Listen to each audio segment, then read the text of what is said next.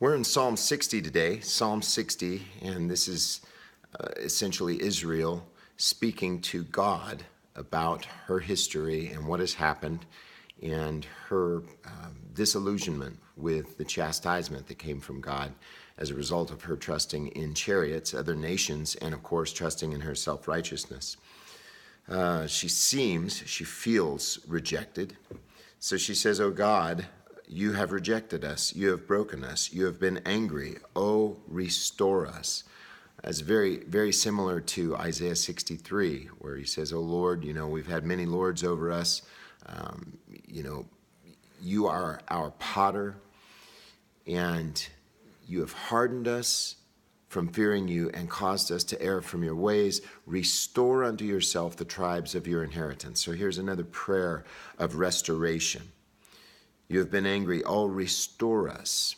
Now we know throughout all the kingdom passages, we see many of them referring to this messianic kingdom where Christ would restore the kingdom, restore the people of God.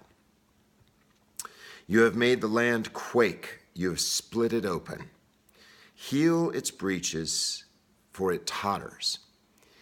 We know in the book of Acts, chapter 15, it quotes from Amos chapter 9, saying that Christ was sent to restore that breach of David. That is, that separation that was taking place because of their sin, because of their self-righteousness. You have made your people experience hardship. And this is a strong testimony of the sovereignty of God in the history of Israel, and he does the same thing with us as well as his people. You have given us wine to drink that makes us stagger. You have given a banner to those who fear you, that it may be displayed because of the truth, that your beloved may be delivered. Save with your right hand and answer us. And that's Jesus. God has spoken in his holiness. I will exalt, I will portion out Shechem and measure out the valley of Succoth. Gilead is mine and Manasseh is mine. Ephraim also is the helmet of my head. Judah is my scepter. Of course, his plan to rule with the lion from the tribe of Judah. Moab is my washbowl. Over Edom I shall throw my shoe. Shout loud, O Philistia, because of me. Who will bring me into the besieged city? Who will lead me to Edom? Have you not yourself, O God, rejected us? And will you not go forth with our armies, O God? And this is important that we understand.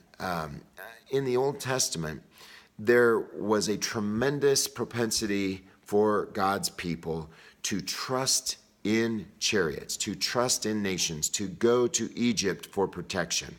And that Egypt, of course, also symbolizes her trust in her work, in her efforts, in her performance before God. And so she asks the question, will you not go forth with our armies? Oh, give us help against the adversary. And here's where we have to be careful in our interpretation. Give us help against the adversary, for deliverance by man is in vain. So she comes to the end of herself, and that's what God does, and even through the law. The Bible says the law was added because of transgression, and it was a schoolmaster to drive Israel to Christ. So he says, they say deliverance by man is in vain. It's much like Jesus, where he says the flesh profits nothing, but the spirit gives life. There is no deliverance in the strength of man, whether it's through nations for protection from armies or deliverance from separation from God. There is no deliverance. Deliverance by man is in vain. Through God we shall do valiantly. And it is he who will tread down our adversaries. Isn't that interesting? In Romans chapter 16, as they were anticipating the imminent destruction of the temple and the destruction of the serpents, Jesus called the Pharisees serpents, Paul says, the God of peace will crush Satan under your feet. Here's what it says, and it is he who will tread down our adversaries. And so some people might say, well, was it God or was it his people that crushed with their feet the adversaries? It's both. It's God working through his people. In Revelation, again, we see that God rules. The Bible says he rules the nations with a rod of iron. And it says that we, his people, rule the nations with a rod of iron. What is the rod of iron? It is the gospel. How did they crush Satan's feet? It is through the gospel. And that is vindicated. That was vindicated through the destruction of the temple. That was the outward sign that the gospel had trampled underfoot the serpents, the adversaries. Okay?